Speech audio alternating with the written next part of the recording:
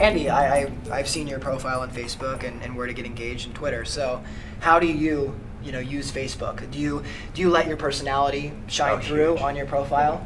Are you ever worried about saying too much, saying too little? And it's weird because up until this using Facebook, there's only the people that really knew me knew what I was about. You know, and the quirky side, the weird side, yeah.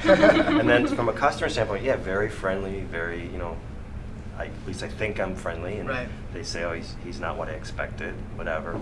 But now with Facebook, we use the word authentic. I have an authentic self, right? We tend to have our business self and our authentic self, right? Which I think is a very old school business proper. Because why not just be yourself? There's a little professional line, of course, that I'm not going to cross. Sure. On Facebook to my customers. No drinking pictures. Right. With the beer hat on. Right. You're a little too old for that, though. Yeah.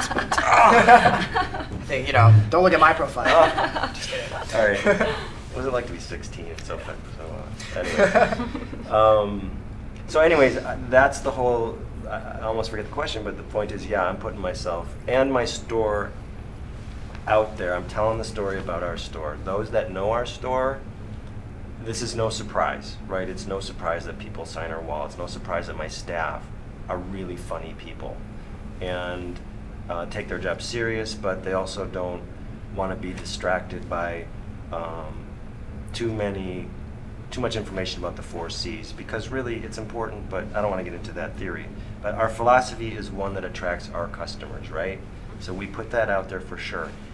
This whole social media thing to me is, I'm sure there's other people out there who wouldn't know that we would be a good fit for them, that our store would be a good fit for them.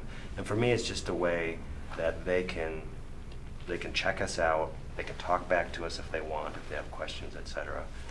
So it's just a big extension of my store. That's all it is, and I'm putting it out. I'm not hiding really. Your store in you. I mean, anything. Your store is my store in me. Extension for sure. of you. Yeah. Just before I left, I want my staff now to each get a Facebook profile out there, and it's business driven. But I'm like, your friends come here. Right.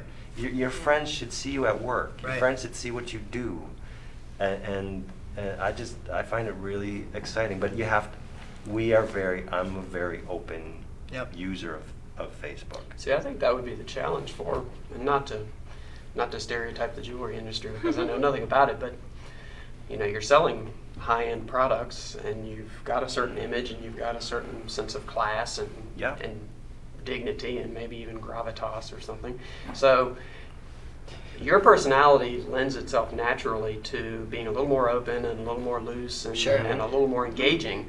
But what if you're the old school, more traditional jewelry store?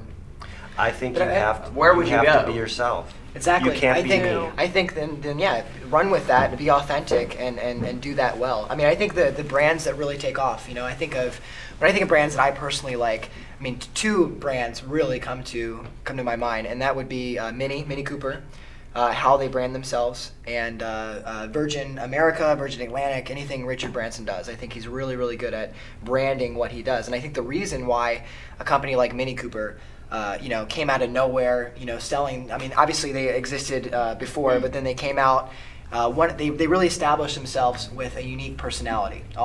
Everything is cohesive, all their literature, their marketing, their website, it's fun, it's flavorful. But they also don't try to be all things to all people. Right. Which is kind of what you're doing with your stuff. You're saying if you're stodgy and old-fashioned and don't want to have a little bit of fun in the process of buying a ring, I may not be the right fit for you. And don't present yourself that way. Right. Well, I think how many times have we been disappointed by this kind of ad, and then you walk in and you're like, this is so not it. Right. What's the deal? There's nothing fun here. Right.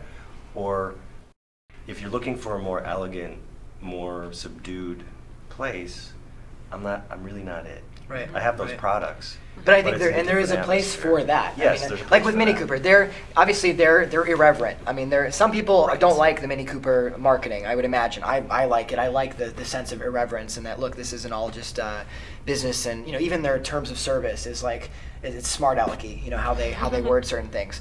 But then I think the brands that are more prestigious or the business owners that are a little more laid back, conservative, they don't want. That's fine, and I think they need to be true to that. And I think it kind of depends too. If you have a business maybe that's been around for a decade, then I think you should continue to be true to what you are, what's worked for you.